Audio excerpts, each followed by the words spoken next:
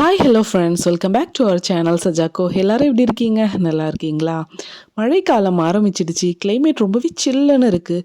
So இந்த குளிருக்கு இதமாக ஒரு ரெஃப்ரெஷ்மெண்ட்டான கட்டன் சாயா குடித்தா நல்லா இருக்கும்ல. சிம்பிள் அண்ட் குயிக்காக கட்டன் சாயா ரெடி பண்ண போகிறேன். வாங்க செய்ய ஆரம்பிச்சிடலாம்.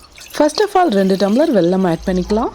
கேரளாவில் இருக்கக்கூடிய மலையாளிஸ் தண்ணியை வெல்லம்னு தான் சொல்லுவாங்க. ஸோ தட் நானும் வெல்லம்னு சொல்லிக்கிறேன். தோல் நீக்கிய ஒரு துண்டு இஞ்சி, 2-3 ஏலக்காவை நல்லா இடித்து எடுத்துக்கலாம்.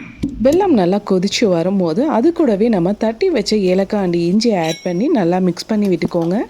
இஞ்சி ஏலக்காவுடைய காரம் இறங்குற அளவுக்கு 2-3 மினிட்ஸ் நல்லா கொதிக்கட்டும். அதுக்கப்புறமா கொஞ்சமாக தேயிலைத்தூள் ஆட் பண்ணிக்கலாம். மீண்டும் ஒரு முறை நல்லா மிக்ஸ் பண்ணி கொதிக்க விடுங்க.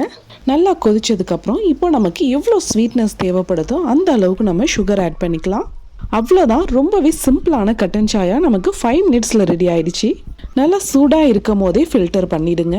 காலையிலேருந்து விடாமல் மழை பெஞ்சிட்டே இருக்கிறதுனால கிளைமேட் ரொம்பவும் க்ளவுடி அண்டு சில்லாக இருக்குது. ஸோ இந்த அழகான மூமெண்ட்ஸை கட்டன் சாயாவோட ஷேர் பண்ணி என்ஜாய் பண்ணால் ரொம்பவே நல்லாயிருக்கும். அதனால தான் இன்றைக்கி நான் கட்டன் சாயா ப்ரிப்பேர் பண்ணேன். என் கூட சேர்ந்து நீங்களும் இந்த கட்டன் சாயா ரெசிபியை என்ஜாய் பண்ணியிருப்பீங்கன்னு நம்புகிறேன். குளிரில் ஆவி பறக்க கட்டன் சாயா குடிக்கிற மூமெண்ட்ஸ் ரொம்பவே அழகாக இருக்குது. ஸோ நீங்களும் என்னோட ரெசிபியை ஃபாலோ பண்ணி வீட்டில் ட்ரை பண்ணி பார்த்துட்டு கமெண்ட் செக்ஷனில் உங்களுடைய ஃபீட்பேக்கை மென்ஷன் பண்ணுங்கள்.